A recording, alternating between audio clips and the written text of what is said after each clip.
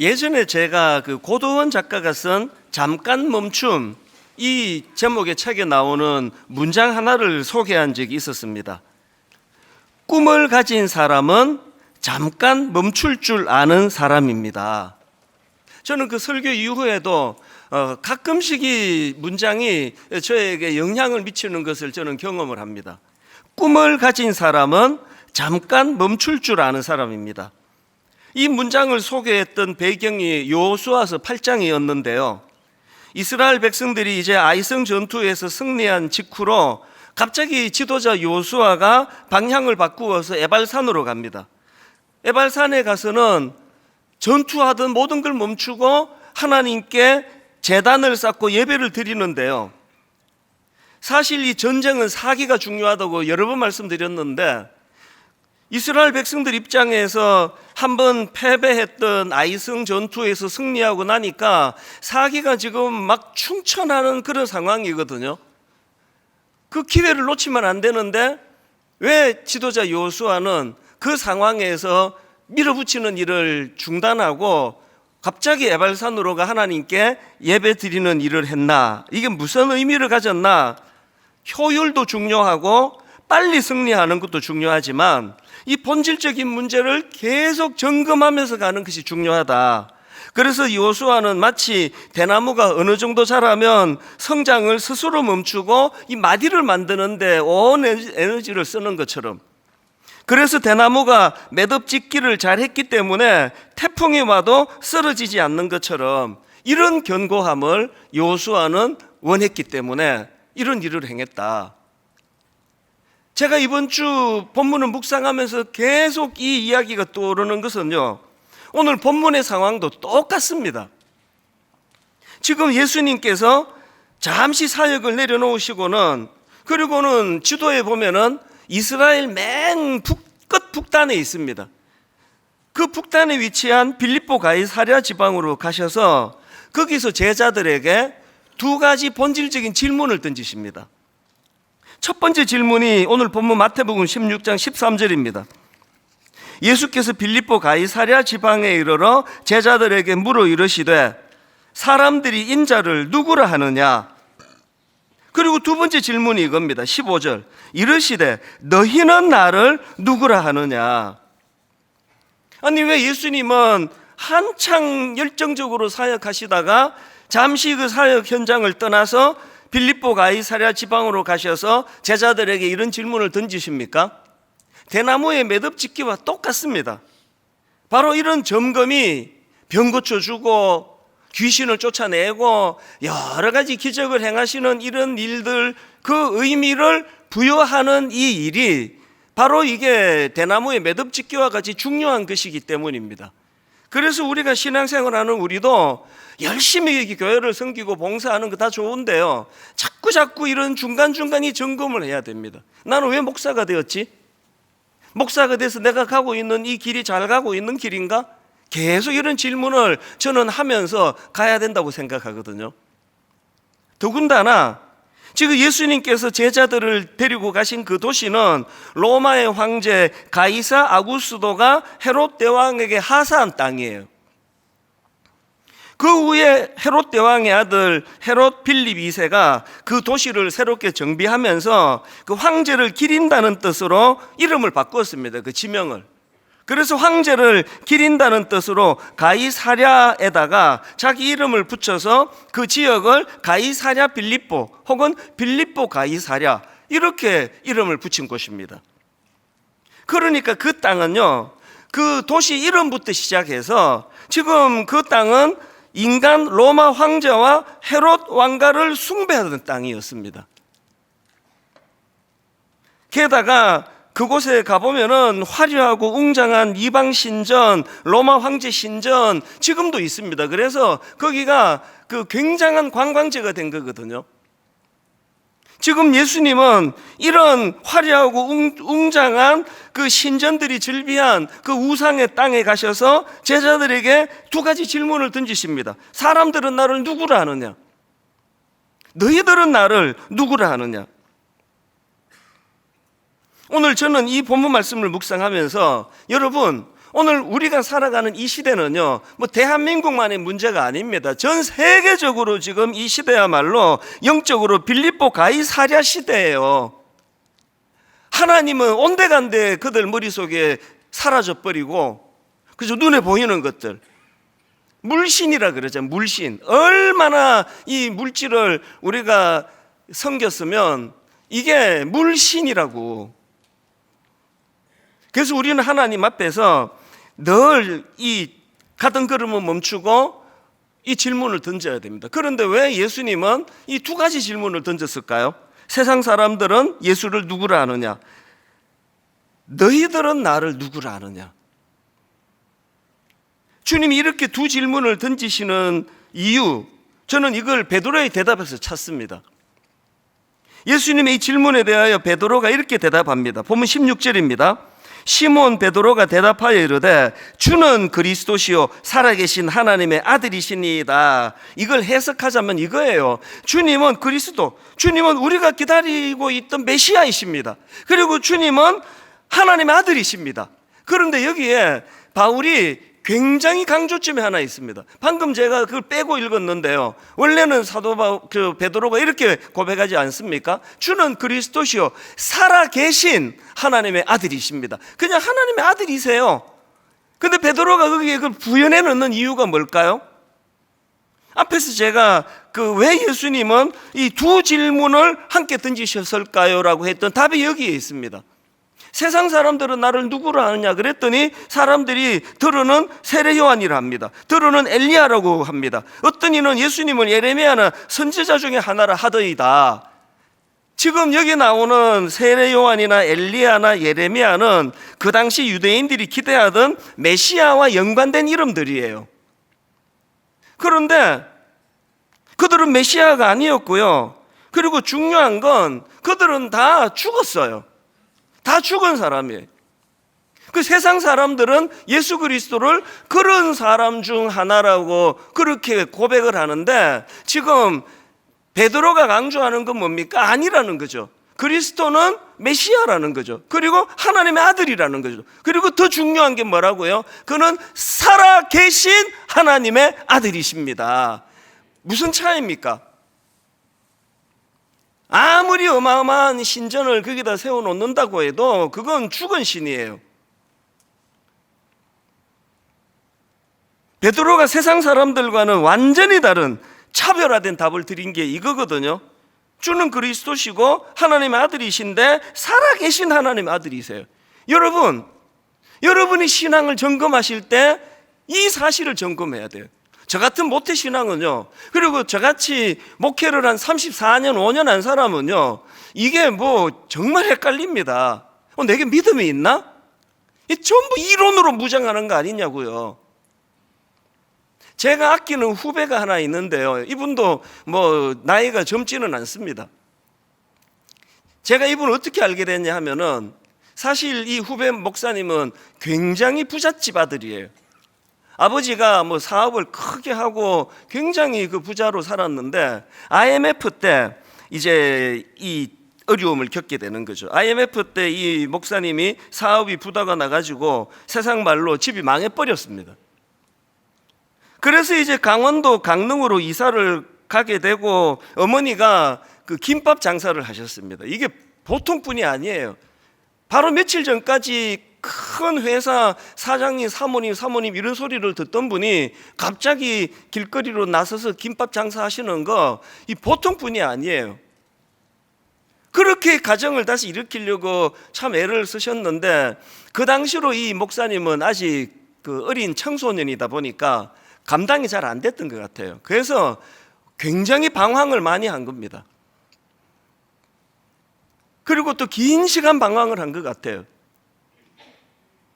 이 목사님이 그 23살이 되던 해에 이제 막 견딜 수 없는 그 죽고 싶은 충동이 몰려와가지고 차도로 뛰어든 적도 있대요. 그냥 막 죽어버리는 게 좋겠다. 그렇게 배회하고 방황했던 분인데요, 본인이 고백하기를 그렇게 긴 시간 죽고 싶었고 자살 충동을 느껴 길거리로 뛰어들었던 자기를 주님께서 만나주셨다는 겁니다. 그리고 자기 삶의 소망이 되어주셨대요. 그래서 그때부터 그때부터 이분이 이제 다시 마음의 용기가 또 희망이 찾아와 가지고요, 23살이 되던 해에 차도로 뛰어들어 가지고 자살하려고 했던 이 목사님이 24살이 되던 해에 그때 그 총신대학교에 이제 시험에 응시를 한 겁니다. 24살에 학부 시험을 봤다는 것은 굉장히 긴 시간 방황했다는 이야기 아닙니까? 그런데 그렇게 주님을 만나고 주님이 자기 인생의 주인이 되고부터 이 목사님이 얼마나 의욕을 가지고 막 열심히 공부하고 그랬는지, 이 목사님이 그 총신대학교 졸업할 때 과 수석으로 졸업하고요, 또 신학대학원도 또 수석으로 졸업할 정도예요. 그래서 장학금 받고 외국으로 유학 갈 정도로 실력을 쌓은 겁니다. 근데 제가 이분을 주목하게 된 거는 뭐냐면은, 이분이 이제 그 중고등부 사역을 할 때인데요, 제가 이제 이 목사님에 대한 소문을 들은 거예요. 여러분이 아시잖아요, 내가 이 사람 욕심이 많은 거. 그게 좋은 사람이라는데 그만둘 수가 있습니까? 연락을 해가지고 이제 분당 우리 교회에서 같이 일하자 그러면서 제가 콜 했어요. 제가 참 교만한 게요, 내가 부르면 다 오는 거지 이런 생각을 했어요, 솔직히. 처음에는 또 좀 그럴 것 같더라고요. 그러더니 좀 기도해 보겠다 그러고 하더니 안 오겠다는 겁니다. 굉장히 당황했습니다. 안 와? 이유를 보고 제가 이분을 내가 다르게 본 겁니다. 왜 안 오기로 결정을 했냐 하니까요, 사실 분당 우리 교회에 함께 일하고 싶은 마음이 많고 또 그런 열망이 있지만, 그때 자기가 그 중등부지 고등부지를 하고 있는데 뭐 막 큰 규모도 아니에요. 그 지역에 있는 그냥 보편적인 교회인데요, 마음에 하나님께서 그 고등부 애들을 두고 네가 지금 가면 안 된다는 말씀을 자꾸 주신다는 겁니다. 기도할 때마다. 아니 뭐 그 교회를 옮기는 게 나쁘다는 뜻이 아니에요. 바로 그 순간순간 인도하시면 이분이 받는 거죠. 그래서 제가 굉장히 이분을 제가 새로 본 거죠.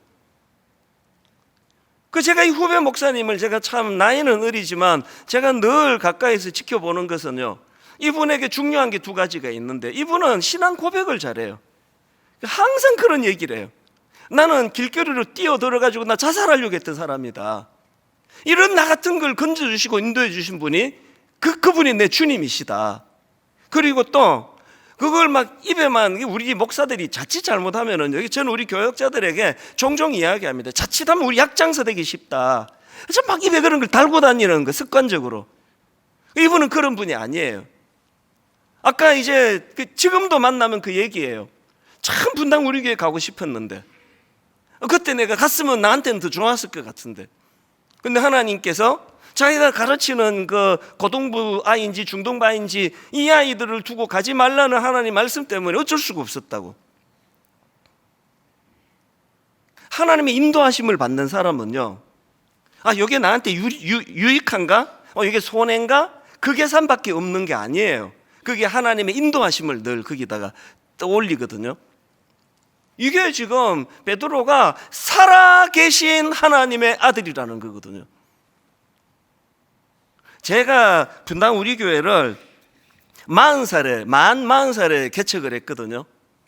그때는 제가 진짜 다 성숙하고 막 다 그런 줄 알았습니다. 근데 지금 그때를 돌아보면, 그리고 또 후배들 중에 이제 40살이 된 교역자를 보면은, 야, 내가 참 어렸었구나. 그리고 그 초창기 성도님 여기도 지금 많이 계시는데요, 저 진짜 존경해요. 얼마나 제가 철이 없고 좌충우돌이고 막 설교도 그냥 막 내용은 별로 없고 소리만 꽥꽥 지르고 막 그랬는데, 야단도 막 엄청 많이 치고 막 그랬거든요.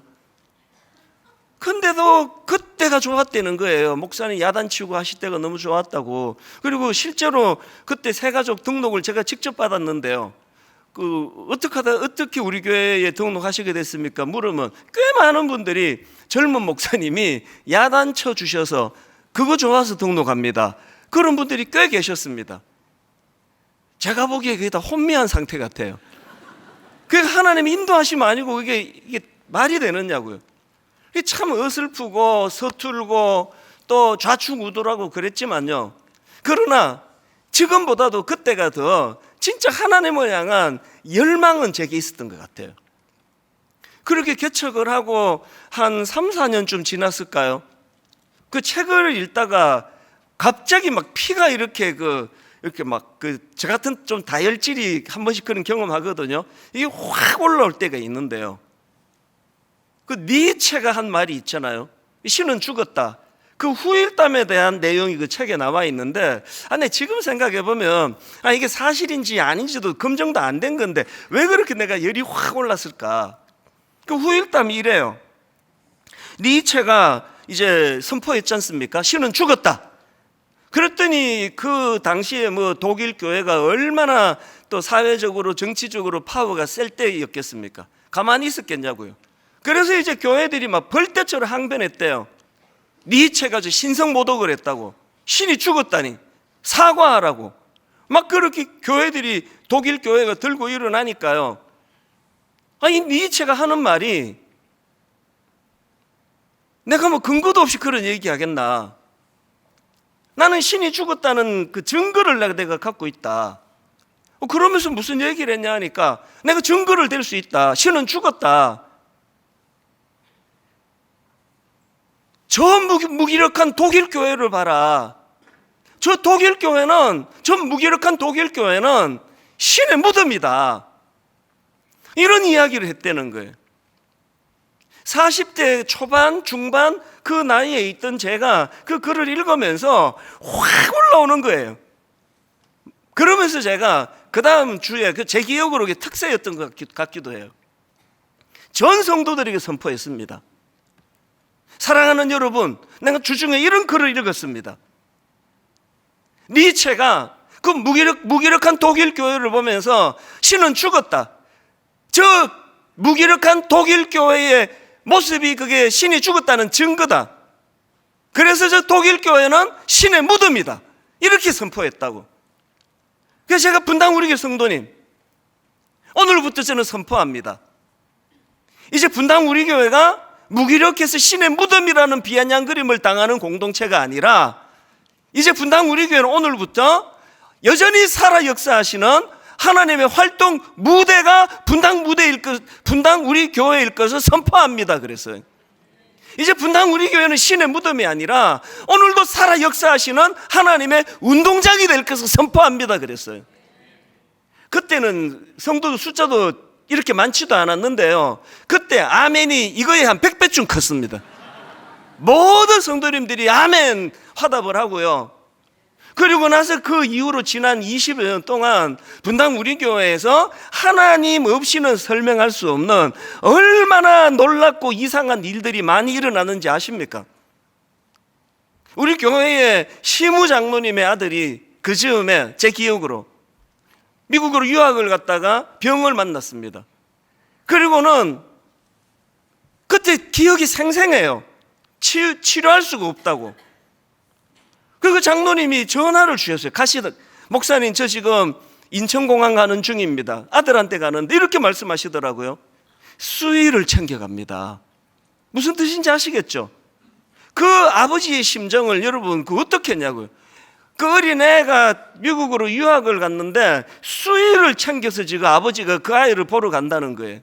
그랬는데 여러분, 전 성도들이 매달려 같이 기도하고, 그때는 숫자가 많지 않으니까 이런 일이 있으면 집중해서 기도 많이 했거든요. 그 아이가 중간에 다 생략하고요, 멀쩡히 살아나.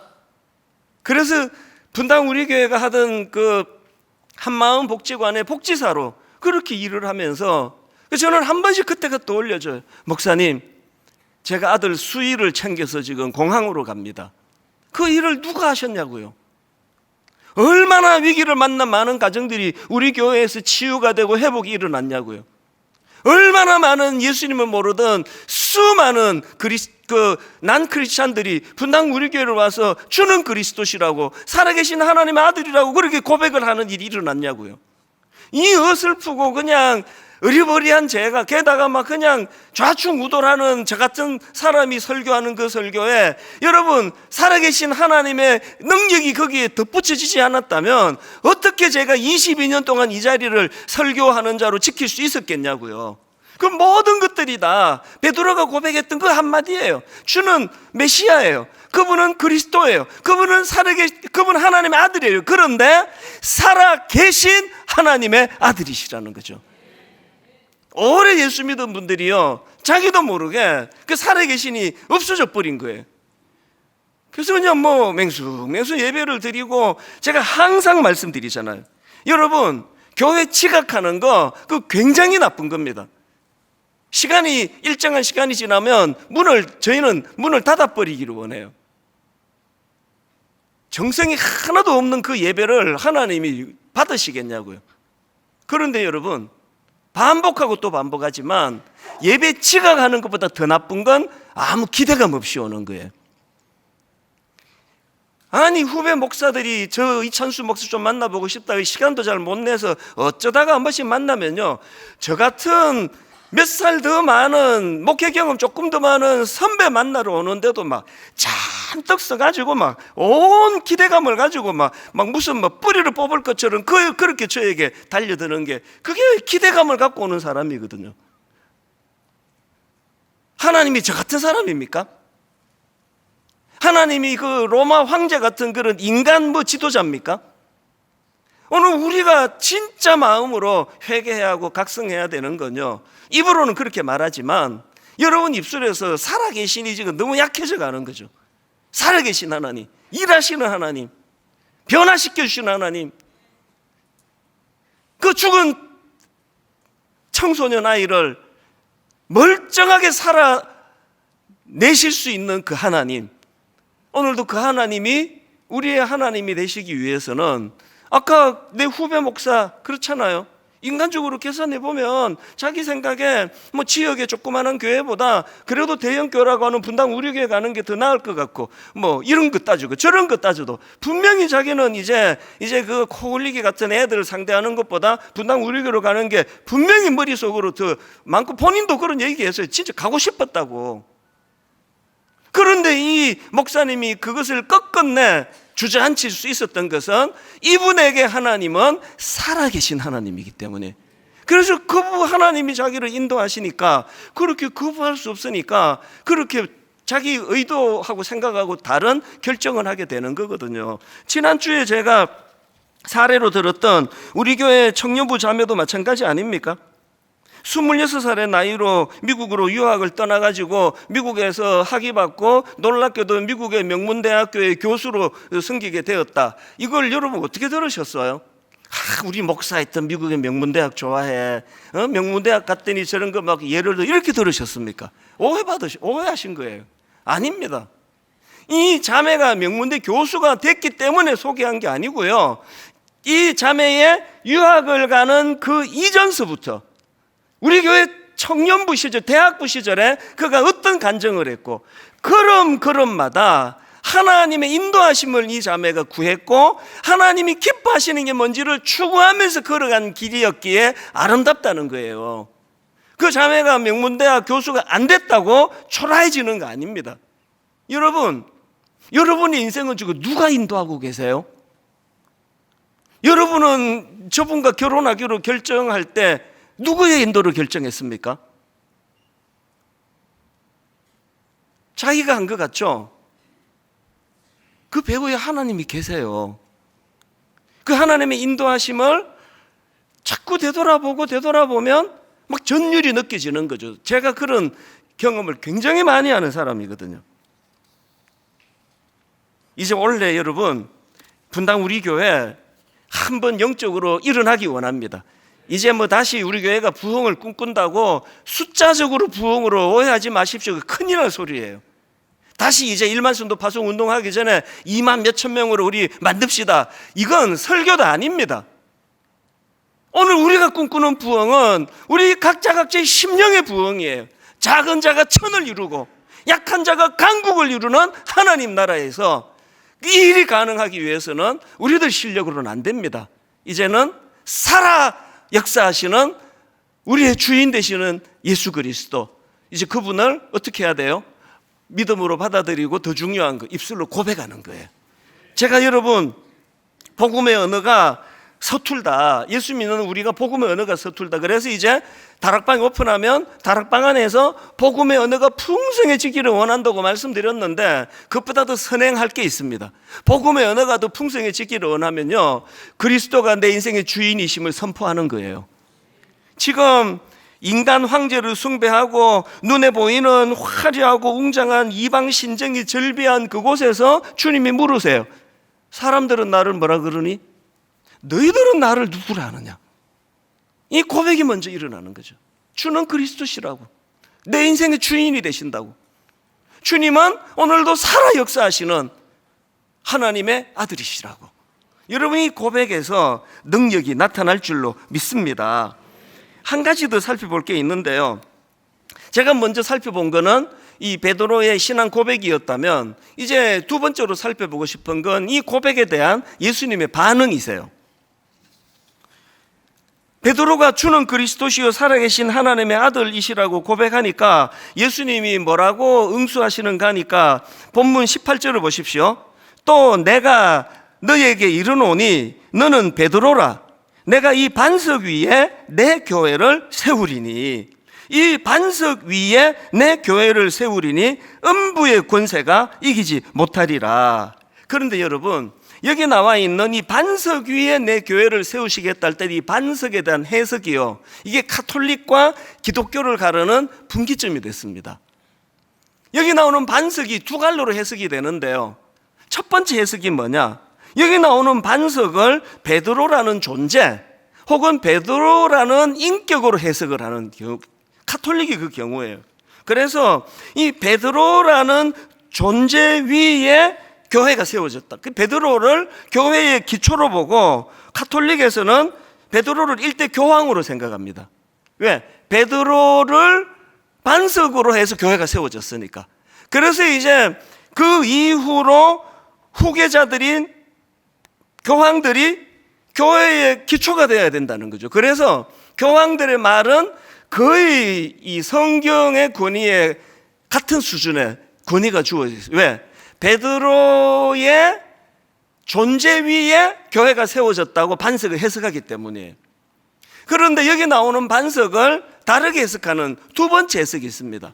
여기 나오는 반석은 베드로라는 존재나 그의 인격이 아니고, 여기에 나오는 반석은 베드로가 말한 신앙 고백이다. 이게 우리 개신교가 주장하는 해석입니다. 왜, 무슨 근거로 이렇게 해석하느냐 하면은, 먼저 원어로 보면은요, 여기 나와 있는 반석은 여성 명사입니다. 여성 명사. 베드로는 남성이에요. 그리고 또 한 가지, 베드로가 이런 놀라운 신앙 고백을 한 직후에 바로 미숙한 짓을 하잖아요.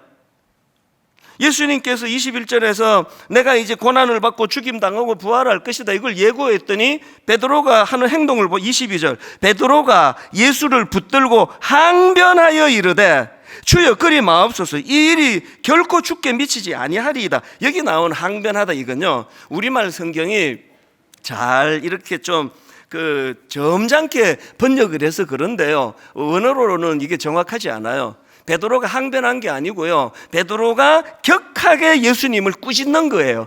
예수님께서 풍랑이는 바다로 가셔서 그 파도를, 그 풍랑을 잠잠케 하시면서 꾸짖으시잖아요. 그 풍랑을 꾸짖으신다 할 때 그 단어가 베드로가 예수님께서 쓴 이 단어예요. 그러니까 지금 베드로가 막 격하게 예수님을 몰아세우는 거예요. 왜? 자기 생각에, 자기가 생각하는 메시아는 이렇게 비참하게 죽으면 안 되는데, 자기 생각으로 꽉 차가지고 예수님 그렇게 약한 소리 좀 하지 마세요, 제발. 도대체 예수님 왜 이런 쓸데없는 소리 하시느냐고 막 꾸짖는 거예요. 그래서 여러분, 그 23절에 나와 있는 예수님의 이 꾸지람을 보세요.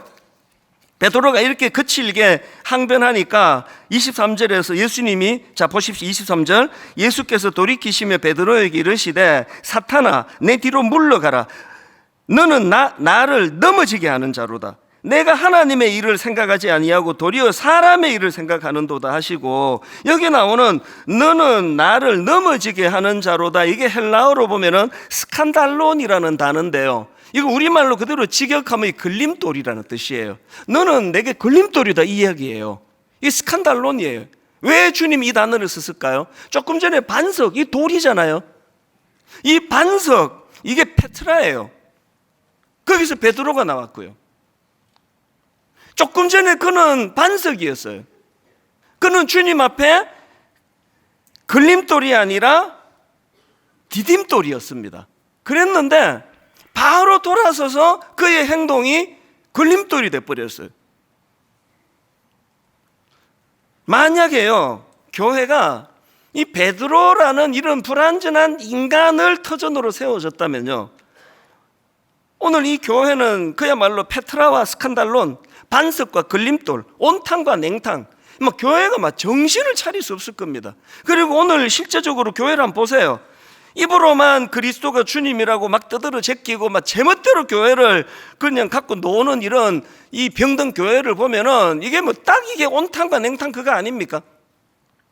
그렇기 때문에 여러분, 항상 교회를 생각할 때 교회의 주권자는 그리스도가 되셔야 돼요. 인간 그 누구가 아니에요. 오늘 본문 18절에도 보십시오.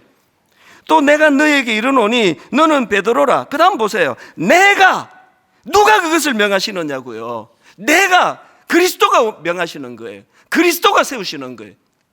교회의 주권자는 그리스도세요.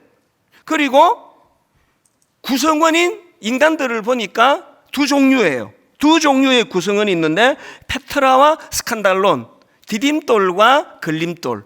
교회는 이렇게 구성이 되어 있습니다. 그래서 여러분, 교회랑 관련해서 우리는 항상 기억해야 돼요.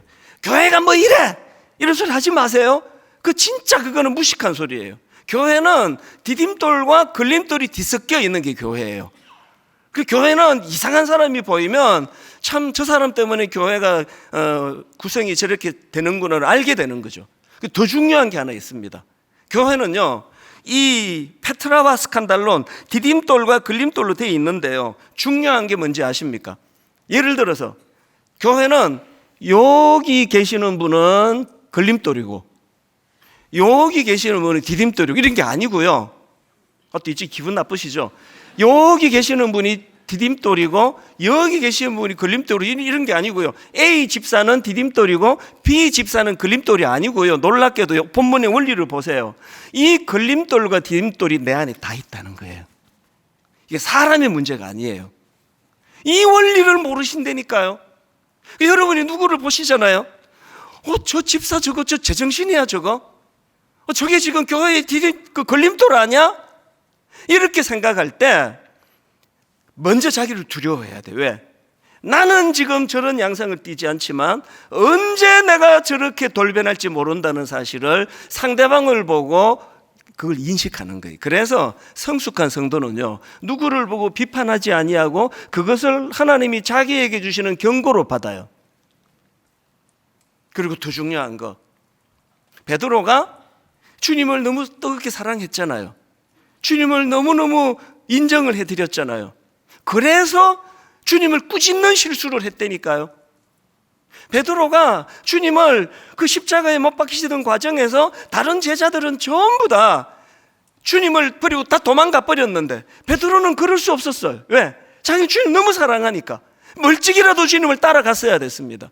그 눈물 나는 주님을 향한 베드로의 사랑이 닭 울기 전 3번 부인하는 가슴 아픈 자리로 몰고 갔다니까요. 이게 인간이에요. 잘하려고 했는데, 저는 항상 그 생각을 해요. 그래도 내가 만 28살 때 내가 목사가 돼야 되겠다고 신학교를 갔고 모든 짐을 다 정리해갖고 혼자서 역이민을 해서 30몇 년을 살았는데, 그런데 주님을 사랑해서 결정한 내 인생 목회자가 되기로 한 이 결정이 항상 주님 앞에 내가 걸림돌이 될지도 모른다는 두려움이 제게 있는 거죠. 여러분 보시기에 제가 지금 분당 우리 교회의 디딤돌 같습니까? 걸림돌 같습니까? 입장 곤란하신 표정이네요. 어느 쪽이든 괜찮아요. 왜? 다 있으니까요. 성도님들이 너무 좋은 성품을 가져가지고 우리 이찬수 목사는, 우리 담임 목사는 분당 우리 교회의 디딤돌이야 노래를 불러도 저는 그것 때문에 교만해지지 않아요. 왜? 항상 그 다음에 베드로가 주님을 꾸짖는 걸림돌이 됐기 때문이에요. 그래서 여러분, 타인에 대해서는 교회 안에서 긍휼, 그 불쌍히 여기는 마음, 참 믿음 좋다고 하던 저 집사가 어쩌다 이렇게 됐지? 자기 자신에 대해서는 항상 그런 선줄로 생각하는 자는 넘어질까 조심하라. 이렇게 구성되는 게 교회예요. 결론을 오늘 저는 이렇게 맺기를 원합니다. 최근에 저는 저의 삶을 돌아보다가 가슴이 뭉클뭉클해지는 걸 경험합니다. 처음에 저는 이제 신학교를 가기로 결정했을 때 여러분 다 아시지만 저희 아버지는 장로 고신교단의 목사님이셨거든요. 그 아들인 제가 당연히 저도 고신 신학대학원으로 가야 되는데 하나님이 저에게 20대 중반인 어린 나이인데 굉장한 말씀을 주셨어요. 제게 그 두 가지 지침을 제가 가졌거든요. 고신은 안 간다. 왜? 고신에 문제가 있어서가 아니라 내 성향 때문에. 나는 뼛속 깊이 나는 고신에서 자라가지고 고신 정신을 갖고 있는데 내가 신학대학원을 고신으로 가면 교단에 매여가지고 내 성향상 고신 그러면서 살 것 같은 두려움을 하나님이 주셔서 저에게. 그래서 제가 두 가지 지침, 고신은 안 간다. 그리고 내가 자란 배경이 고신이니까 고신 교단하고 색깔이 가장 비슷한 데를 간다. 그랬더니 수소문을 했더니 그게 바로 그 총신 신학대학원이라는 거예요. 그래서 제가 눈물을 머금고 총신으로 갔습니다. 여러분, 저의 신학교 3년 한마디로 표현하라면 고독이었어요. 너무너무 외로웠습니다. 교단 배경 다르죠? 제가 고신으로 갔으면 저희 아버지 후배 교수님도 여럿 되시고요, 제가 같이 SFC 활동하던 친구 동기 여러 명 그 학교를 다녔고요. 근데 남의 교단에 와가지고 정말 뼛속 깊이 외롭더라고요. 난 왜 남의 교단에 와가지고 이 고생을 안 하냐고. 그리고는 제가 이제 합동교단 목사가 됐는데요, 최근에 저의 인생을 돌아보다가 울컥하는 겁니다. 왜 하나님은 나를 고신으로 인도하지 않고 총신으로 인도하셨지? 왜 그랬을 것 같으세요? 그래야 제 스승 되시는 옥하는 목사님을 만날 수 있잖아요. 제가 총신을 안 가고 무슨 수로 제가 옥하는 목사님을 만나느냐고요. 결정적으로 내 인생의 영적인 아버지 되시는 옥하는 목사님을 만나야 했기 때문에 저는 그런 깊은 생각으로 한 거 아니잖아요. 저는 그냥 단순한 생각으로 그렇게 결정했는데 그 배후에 살아계신 하나님의 아들 예수 그리스도가 내 인생의 가이드가 되어주셨기 때문에. 분당 우리 교회 개척도 마찬가지입니다. 중고등부만 10년 하고 있는 중에 목사님이 개척해라 그랬는데 처음에는 제가 이게 무슨 말인지 그랬는데 그 말씀에 순종하고 그렇게 교회를 개척하고 지금 와서 돌아보면은 40살 되던 그때부터 어리버리하고 어리고 좌충우돌하고 했기 때문에 더 강한 하나님의 견인해 주시는 은혜가 있었기 때문에 비록 좌충우돌 이런 건 했지만 교회가 단 한 번도 저 때문에 흔들린 적이 없잖아요. 어떻게 가능했다고요? 이 교회는 이찬수라는 사람의 인격을 바탕으로 세운 교회가 아니라 우리의 주인 되시는 예수 그리스도, 그분이 반석이 되어 주시기 때문입니다. 결론, 평생 이것만 기억하시면 돼요. 여러분은 의지하는 인생 살아보셨잖아요. 그래서 우리 자꾸 이거 고백해야 돼요. 주는 그리스도시라고. 그리고 살아계신, 오늘도 역사하시는 하나님이시라고요. 여러분과 여러분의 가정과 여러분의 자녀들에게 하나님의 이 은혜가 풍성하게 가이드 되신 하나님의 은혜가 임하는 여러분과 여러분 가정과 분당 우리 교회 되기를 주님 이름으로 축복합니다. 오늘 이 찬양은요, 바로 그 예수 그리스도를 그대로 고백하는 찬양이에요. 당신은 영광의 왕, 당신은 평강의 왕, 당신은 하늘과 땅의 주, 당신은 정의의 아들. 영안을 열고 이 장면을 보셔야 됩니다. 이 화려한 세상은 그 물신이 그 자리를 차지하고 있고, 이 화려한 도성에는 그 베드로 시대로 말하면 인간 교황이 하나님 자리를 차지하고 있지만, 오늘도 영안을 열고 보면 우리 인생의 주인공, 우리 인생의 주인 예수 그리스도시라는 것, 오늘 우리가 이 찬양을 입술로 고백하기 원합니다. 이렇게 찬양합니다. 당신은 영광의 왕, 당신은 영광의 왕, 당신은 평강의 왕, 당신은 평강의 왕, 당신은 하늘과 땅의 주, 당신은 하늘과 땅의 당신은 정의의 아들. 당신은 정의의 아들. 여러분 영안을 열고 천사가 무릎 꿇고, 천사가 우리가 예배하는 이 시간 예배하고 찬송하네. 예배하고 찬송하네. 영원한 생명 말씀, 영원한 생명 말씀. 당신은 예수 그리스도 주. 우리 주인 되시는 그분을 선포합니다. 호산나 다윗의 자손께, 호산나 불러 왕 중의 왕. 높은 하늘에 영광을 예수 주 메시아네. 예배는요 구경 온 게 아니고요, 관람 온 게 아니고요, 그래서 예배 받다 이런 표현은 가급적 안 쓰는 게 좋습니다. 예배는 드리는 거예요. 그래서 여러분이 오늘 말씀이 뭐 내게 와닿네, 괜찮네, 깨달아서 흡족해, 오길 잘했어가 아니고요, 드려지는 거예요. 노래방에서 부르는 건 날 위해서 부르는 거고요, 예배 시간에 드리는 찬양은 하나님께 드리는 거예요. 뜨거워지면 옆에 분에게 방해가 되지 않도록 한쪽 손이라도 드세요. 마음이 뜨거워지면 일어나서 찬양해도 돼요. 뒤에 분에게 방해가 될까봐 안 일어날 뿐입니다. 하나님 앞에 이것이 곡조가 있는 우리 신앙 고백이 되기 원해요. 주님은 내 인생의 그리스도신데 그분은 오늘도 살아계신 분이에요. 그분은 역사하는 분이에요.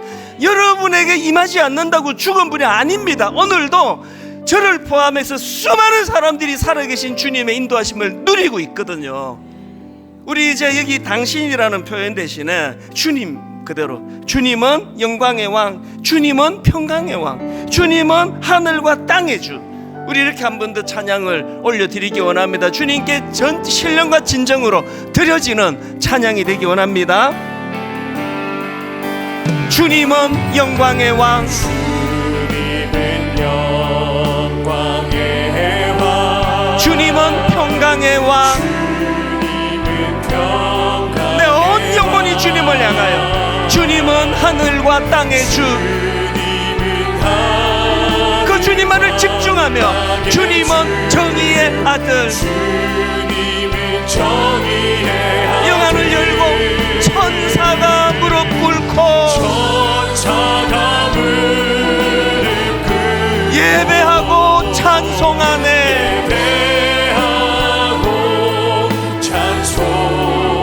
영원한 생명 말씀, 우리 모두 한번 전심을 다하여 선포하기 원합니다. 주님은 예수 그리스도 주. 그분을 찬양합니다. 호산나 다윗의 자손, 호산나 불러 왕 중의 왕. 높은 하늘에 영광을 예수 주 메시아네. 주님은 영광의 왕,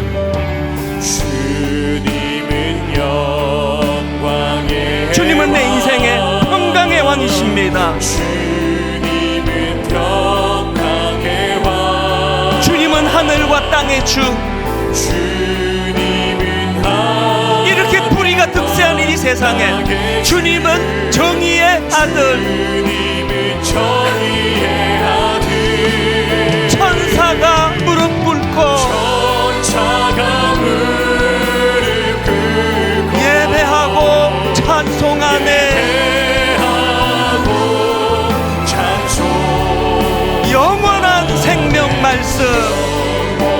말씀. 여러분 이렇게 선포하기 원하십니까? 주님은 예수 그리스도 주. 호산나 다윗의 자손들 호산나 불러 왕중의 왕 높은 하늘에 영광을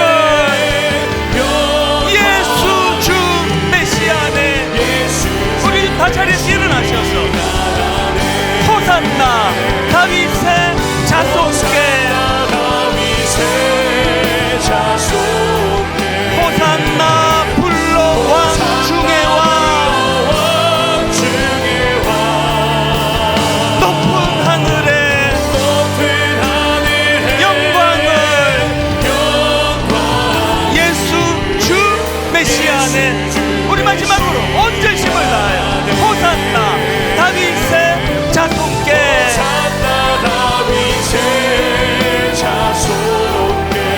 호산나 불러 왕중의 왕 높은 하늘에 영광을 예수 주 메시아네.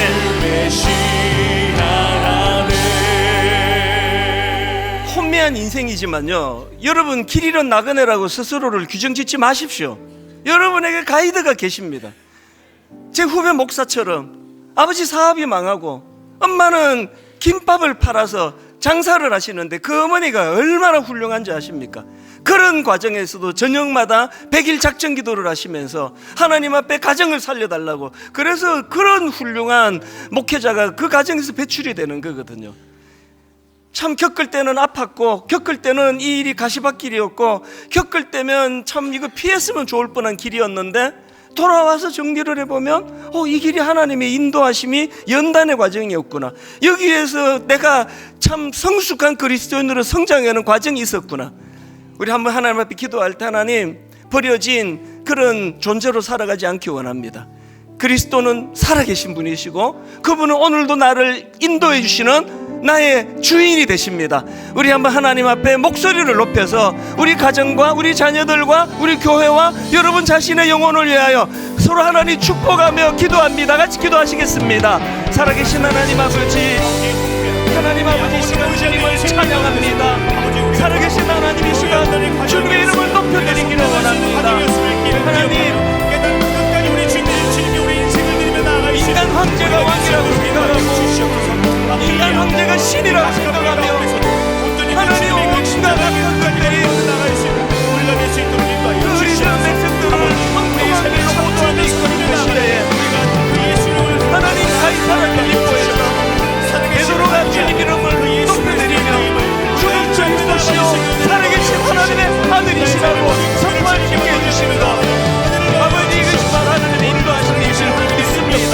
하나님의 거인하심을 아버지 풍성히 드리며 하나님 지금에는 천하에 나아갈 수 있는 우리 베드로 같은 여자가 진단을 토대로 만드신 것이 아닙니다.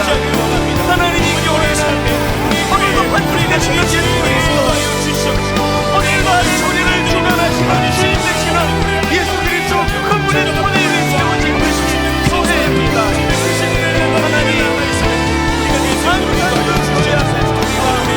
아름다운 베드로의 신앙 고백이 넘쳐나게 하여 주시옵소서. 주는 그리스도시라고, 살아계신 하나님의 아들이시라고, 주는 그렇게 입술로 고백하는 아름다운 교회가 되게 하여 주시옵소서. 호산나, 호산나 다윗의 자손께, 호산나 불러 왕중의 왕, 그 주님을 우리가 기울이며 그 이름을 높여드리며 하나님 아버지 그 영광을 주님께 돌려드리는 난 우리에게 되도록 인도하여 주시옵소서. 하나님, 지난 한 주간 참 메마르고 내 심령이 너무 드라이해져서 목마름과 고갈을 느꼈는데 주인 되시는 주님 어김없이 이곳에 불러주셔서 영혼을 촉촉히 적셔주시니 주님께 감사를 드립니다. 하나님, 교회는 인간 베드로를 토대로 만든 것이 아닙니다.